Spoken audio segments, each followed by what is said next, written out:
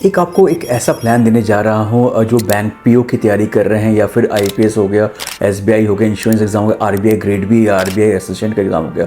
अगर वो कोई बैंकिंग इंश्योरेंस एग्जाम अगर देने जा रहे हैं तो उनके इंग्लिश में बहुत दिक्कत आती होगी, तो उनके लिए बहुत अच्छा प्लान देने जा रहा हूँ जिसके अंदर आपको बहुत ईजिली 60 डेज़ के अंदर आप पूरा बैंकिंग का जो इंग्लिश लैंग्वेज है, अंग्रेजी भाषा होती है, उसको आप पूरा कर सकते हो। जैसे कि ये जो आपको दिख रही है ये हिंदी मीडियम में है और ये इंग्लिश मीडियम में बुक आपको दिख रही है। बहुत पॉपुलर बुक है, कई सालों से ये बुक आ रही है।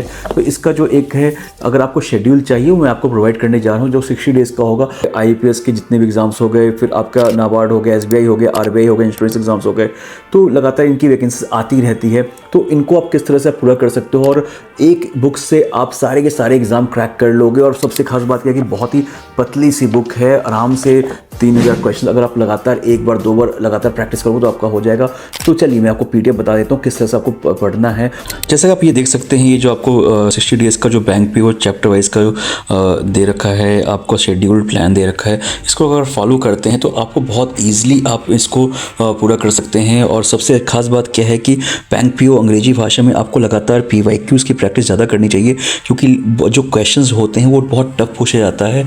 अगर आप पीवाईक्यूज़ की तैयारी नहीं करते तो आप उसको अच्छे से आप सॉल्व नहीं कर पाएंगे। और ख़ास बात क्या है कि इसके अंदर आईपीएस पीओ के जैसे पार्ट 1, पार्ट 2, पार्ट 3 में आपको 3 दिन दे सकते हैं उसके क्वेश्चन सॉल्व करने में।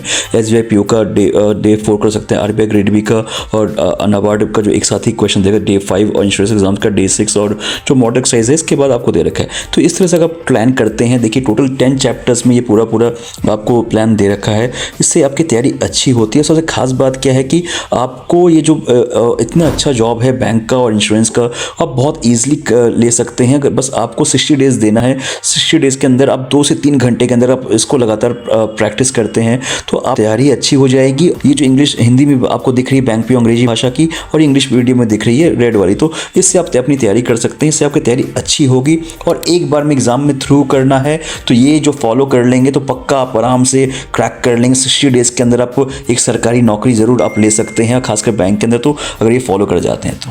और जैसा कि आप ये पीडीएफ फॉलो करेंगे तो आपका ये जो एग्ज़ाम है बैंक पीओ से रिलेटेड जितने भी ऑफिस एग्ज़ाम्स होते हैं ये बहुत ही अच्छा माना जाता है एग्ज़ाम्स, तो बहुत अच्छे लेवल का एग्जाम, तो इसको आप पूरा कर सकते हैं। जो बुक है इससे आप अपनी तैयारी करते जाइए चैप्टर बाय चैप्टर, तो आपका सारा का सारा कोर्स भी हो जाएगा और ईजिली आराम से अच्छे नंबर लेकर आप अच्छे नौकरी ले सकते हैं, सरकारी नौकरी ले सकते हैं। धन्यवाद।